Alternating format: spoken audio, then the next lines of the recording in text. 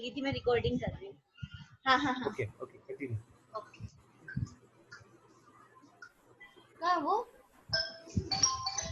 Mummy कहाँ है? कर दिया record. So the difference between the iotocameral communication and the sinus of Valsalva is, as sir pointed out, the iotocameral is basically originates above the sinus of Valsalva, and after that it can turn to the right atrium, not involving the aortic sinus. So the physiological consequence basically depends upon the what is the amount of the blood following the rupture, the pace at which the rupture develops, and the chamber that receives the rupture. So when the right atrium, stating an example, when the right atrium receives the rupture, all four cardiac chambers are volume overloaded. So there is a sudden increase in the, it becomes an volume overloaded condition, and it provokes a congestive failure because the heart cannot adapt as well. Deformity of the aortic cusp caused by a ruptured or an unruptured aneurysm causes regurgitation through the valve. Rupture of sinus aneurysm into the left ventricle causes regurgitation through the rupture. Aneurysm that originates in the right sinus of Valsalva are typically associated with the supracrustal ventricular septal defect. 20% of the unruptured aneurysm were chance findings at necropsy or at cardiac surgery. Unruptured aneurysm can compress coronary artery or can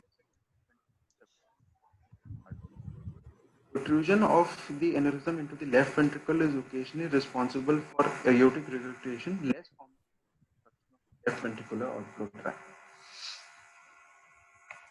So this is the classification of the sinus of Valsalva aneurysm, which is also known as the Sakibara classification, Sakibara and Connors classification. This is very important, and we have modified Sakibara classification as well. So the Sakibara classification states that these are 5 types. So the type 1 basically is originating that the aneurysm originates from the left part of the right coronary sinus.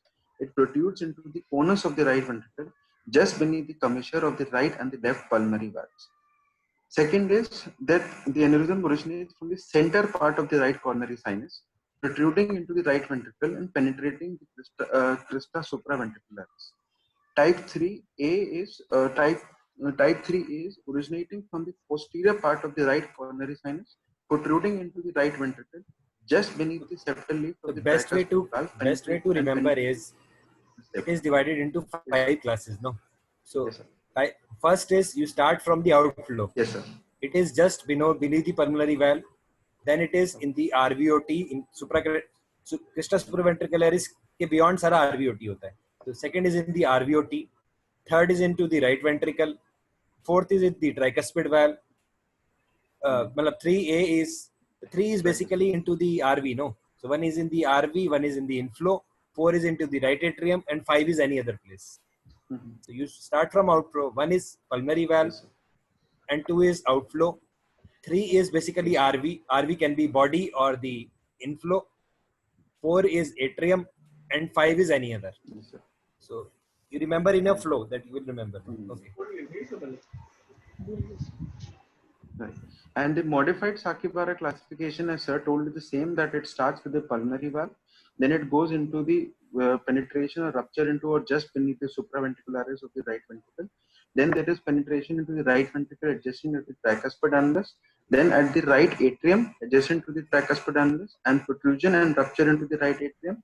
And the fifth is any other rupture into any other space like left atrium, pulmonary artery, left ventricle, and other structures. Then the clinical features or the epidemiology, it mainly occurs in young males after puberty before the age of 30. The male ratio is as high as 4:1. Rupture rarely occurs in infancy or early childhood or as late as the average rate of rupture is 34 years in one of the large series that mentioned in Karloff, within a range of 11 years to 67 years. The most common feature is that basically after the rupture, because the heart is not able to cope up with the hemodynamic burden, it leads to congestive heart failure. Sudden death follows perforation into the pericardium, and syncope and sudden death are associated are occasional sequelae of complete heart block caused by ruptured or unruptured aneurysm that dissects into the base of the ventricular septum. Small perforations come into attention because of continuous murmur, because of the diastolic murmur caused by the AR, because of infective endocarditis, or during a diagnostic study of the ventricular deficit. A large unruptured sacral aneurysm filled with laminated thrombus came to light because of a prominent paracardic density in a routine X-ray. Compression of coronary artery by unruptured aneurysm is a rare cause of angina or myocardial infarction. The congenital sinus of Valsalva aneurysm came into attention because of acute development of large perforation, gradual progression of a small perforation, or an asymptomatic or a symptomatic unruptured aneurysm. A large acute, whenever the rupture occurs, or a large aneurysm when ruptures is announced by the dramatic of upper retrosternal, upper abdominal pain, and intractable. The three classical features of it. The symptoms can last from hours to days, sometimes subsiding gradually, leaving the patient temporarily improved. Congestive heart failure appears and gradually progresses. The rupture may also be announced by acute dyspnea other than pain, or chest pain may occur for weeks before the onset of dyspnea. And if the ventricular septal defect, if a patient has a ventricular septal defect, then it suddenly develops chest pain, dyspnea, and a continuous murmur. The reason is likely to be rupture of a coexisting aortic sinus aneurysm. Small perforations basically go unnoticed. Mild dyspnea without pain sometimes proceeds by months or years. Patients sometimes present during relatively asymptomatic interval with continuous murmur mistaken for patent ductus arteriosus. Aneurysm of a non-coronary sinus of Valsalva has been reported with this Klippel syndrome, which is characterized by short neck, low posterior headline, and restricted mobility of the upper spine caused by congenital fusion of any two of the cervical vertebra. Another form of congenital syndrome is Newman syndrome. It is associated with hypertelorism, down standing eyes, webbed neck, short stature, and chest deformity. On examination, if we examine the pulse of the patient, then we have features of aortic runoff are reflected in the arterial pulse, irrespective of which chamber of the heart receives a ruptured sinus of Valsalva of aneurysm. The pulse pressure may not be wide immediately after the perforation because the left ventricle has had not the time to adapt or increase in the volume. If the patient survives, or if the rupture progresses or the condition progresses, the arterial pulse becomes bounding with rapid rise and rapid fall, a wide pulse pressure, and a bifurence configuration is given. That is the feature of AR. Carotid pulses are visible. Quickie pulses appear at the fingertips. Pistol shot sound and Brose's murmur are heard over the femoral arteries. When the aneurysm penetrates the base of the ventricular septum and which causes complete heart block, and arterial pulse is slow. On JVP, the height and the waveform of the jugular venous pressure depends upon the size of the aneurysm, the rapidity of the rupture, and the presence and the degree of the right ventricular failure. So can pulse guide us as to whether it is acute or chronic, number one, and number two, what is the site of rupture? Can pulse help us out to diagnose? Sir acute and chronic में तो differentiate नहीं कर पाएंगे क्योंकि sir acute cases में suddenly patient को AR develop नहीं होगा, बट अगर हाँ if the progress of the time is more, so the left ventricle will adapt to it and it will have more. Yes sir, yes sir. Acute chronic में difference आ जाता है ना, यही तो. And secondly, whenever it is going into the left ventricle, most of the time it will go into the RA or the RV. So basically it is going to behave as a continuous murmur with a pre-tricuspid shunt. When you are saying the left ventricle does not adapt to augmented blood flow volume, probably you are talking of a rare subset where it is going into where it is going beyond the tricuspid valve into RV or RVOT. But when it is going into RA, it is behaving like a pre-tricuspid shunt. Pre-tricuspid shunt. Okay, we'll come to it when we complete it. Let's go to JVP. Yes, sir. So the height and the waveform of the jugular venous pressure depends upon the size of the aneurysm, the pace of the rupture, and the presence of the right ventricular field. A large sudden rupture into the right atrium or the right ventricle is accompanied by congestive heart failure, elevated jugular venous pressure, and a NRV. When the aortic sinus aneurysm projects into the right atrium, causes tricuspid regurgitation, the V wave is selectively elevated. As sir, आपने जैसे बताया था कि behave like a pre-tricuspid shunt. When the aneurysm causes obstruction of the superior vena cava, the mean jugular venous pressure is elevated and the waveform disappears. And when the aneurysm results in the obstruction of the right ventricular outflow, the A wave selectively increases. I'll show you a diagram. So this is basically the normal ECG pattern. This is the normal JVP that we have. So whenever there is a sudden rupture of the aneurysm into the RA or the RV, we see a large A wave and we see a large V wave and a large A wave. That is, it is going into it is completely overloading the right atrium. So when the rupture occurs into the RA, it causes basically a TR, and therefore there is a large CV wave, a large CV wave. This is a large CV wave, and if selective elevation of the A wave occurs in the rupture of RVOT, so we have a selective elevation of the A wave. That is, if it ruptures into the RVOT, at times the A wave might increase and at times the A wave might not increase, and that is why it is called a selective elevation of the A wave when it ruptures into the RVOT. What happens to the JVP when you would like to add in this? What happens to the JVP when the RSOV ruptures to RA, ruptures to RVOT, to RV wall? What happens to type 1 to type 4? Can you type 5? Can you differentiate JVP पे क्या होगा? Can you summarize? Suppose it ruptures into the RV. It ruptures into the RVOT. What can happen to JVP? Yes, sir. So selective A wave increases. A wave, sir. A wave, sir, causing RVOT obstruction. It is going to lead to prominent A wave in the JVP. If it is ruptured in the inflow, it is causing TR. It is going to have a prominent V wave like TR. Both A and B. C wave. A will be improved, but V will be significantly improved. It is in the inflow and causing TR. If it goes into the atrium and is large enough, because SVC is anterior structure, IVC is the posterior structure. So when it protrudes into the anteriorly, no? So it will come to the anterior structure, which is the SVC. So it can block the mouth of the SVC and lead to disappearance of all the signs. What if it ruptures into if it is unruptured and you get what are the changes in JVP when there is a heart block? Heart block होता है तो JVP में क्या मिलता है? Independent A wave. Canon A wave. So what happens? The atria is closed and it contracts. So you have a huge A waves. So a very prominent A waves can be seen in only two conditions in case of this one. Either it's a complete heart block, that means it is unruptured, or it has probably gone into the interventricular septum, or it is obstructing the RVOT.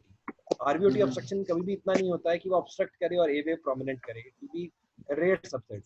So it is more likely to cause canon A waves, prominent A waves, if it goes into the interventricular septum and cause heart block. Okay.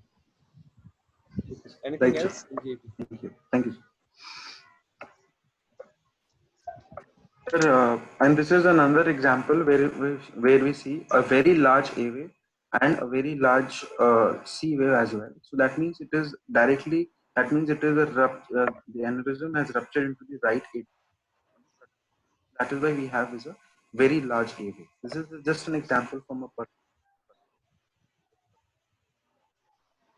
On precaudal examination, the precaudal impulses depend upon the size, rapidity, and the duration of the rupture than on the recipient chamber, except when the rupture is directly into the left ventricle.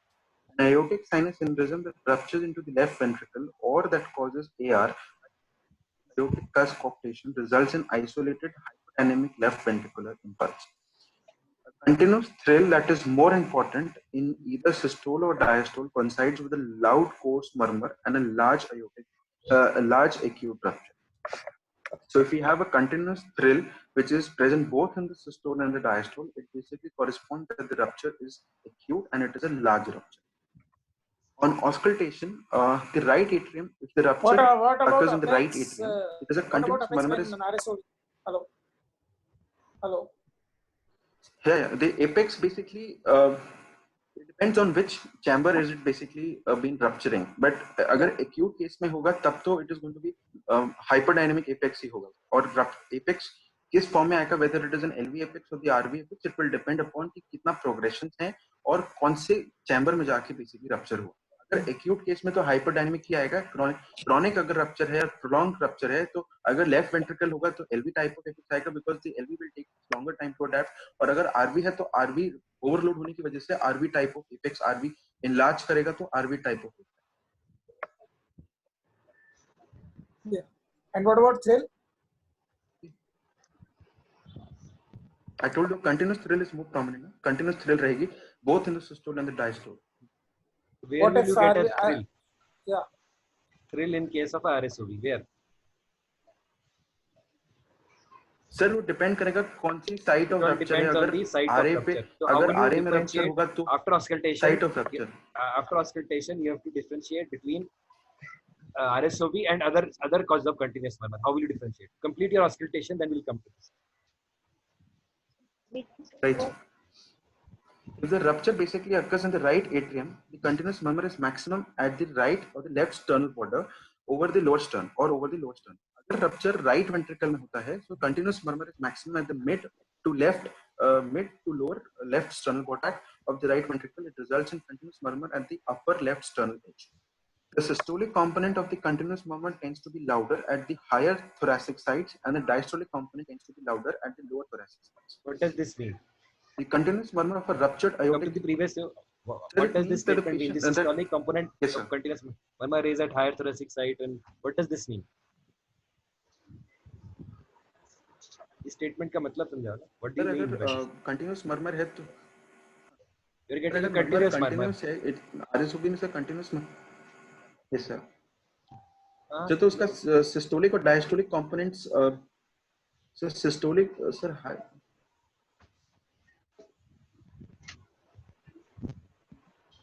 Right. Anybody else? So during diastole, like to lower pressure side, RA मिल जाएगा, RA is on lower thoracic sides. But during this systole, pressure over in the aorta is more, and it will go to that RVOT and that side. So that will be because of pressure gradient, changing pressure gradient, pressure gradient. नहीं, but continuous murmur में तो ऐसा changes कहाँ होते हैं? Wants to say systolic components of a continuous murmur tends to be higher in higher thoracic site. मतलब कहाँ पर? What are the higher thoracic sites? The lower part, the apex of the heart. So am I audible? Hello. Yeah, you are audible. Yeah. Apex. Yeah. So sir, whenever there is RSOB rupture, whenever RV receives the rupture, there is diastolic accentuation. The reason is that there is compression of this rupture due to RV contraction during systole. So the systolic flow decreases and there is a diastolic accentuation. What happens to when the rupture is upper the higher thoracic site? What does it mean? So it means it is near to the RVOT. So RVOT or RV, because the location. Apex. Whenever it is distally, whenever it is to the base of the heart, that means whenever it is occurring at a very, very low pressure, the diastolic component is going to be prominent. Why? Because Yes. as the Mohit is saying, no, there is a neck which is assisted. Whenever there is systole, there is some contraction of the neck in the systole as it ruptures at this area because it is getting contracted. No, अगर वो RVOT में open हो रहा है, so there will be a neck which is getting contracted. So it is more likely that systolic components only get prominent. But when it is opening to the base, where which is opening in the atrium, the gradient is so high that even the diastolic gradient is very, very high. So diastolic gradient would be more accentuated. If you are having a very prominent diastolic component which you can hear it, then it is to the base. If it is to the ventricles, then systolic component would be prominent. This is what he wants to do. And what are the characteristics of the murmur? Continuous murmur. The continuous of what type? Of what grade? Of what pitch? What quality?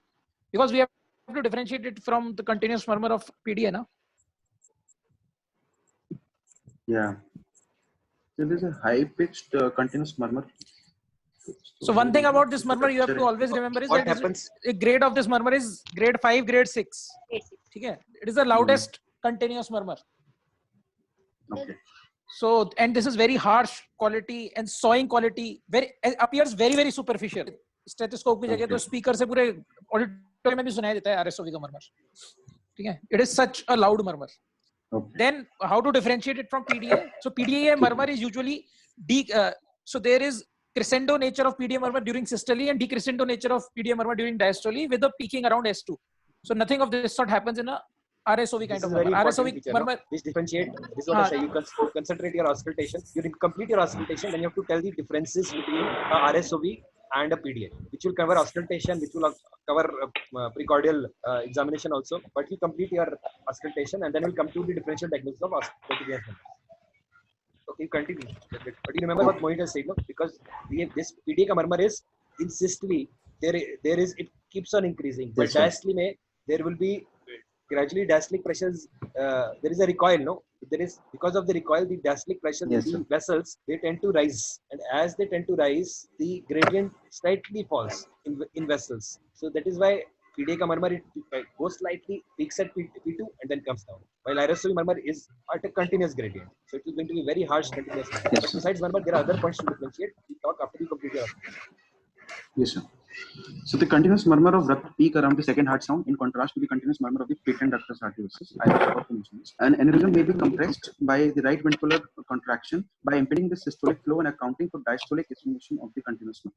Rupture directly into the left ventricle results in early diastolic murmur of AR and a short mid-diastolic murmur of augmented flow into the AR.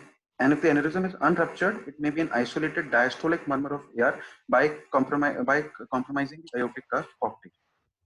So these are the various sites at which the murmur basically appears. This is the first term. If you see this, if the aneurysm ruptures into the right, it is best heard along the mid to lower sternal border, which is mid to lower sternal border, and mid to less sternal border. If it ruptures into the RVOT, if it ruptures into the right ventricular outflow tract, so it is best heard in the upper left sternal border, And if the rupture occurs into the right atrium, so there is no peaking at the S2, and it is best heard along the right and left sternal border. So tricuspid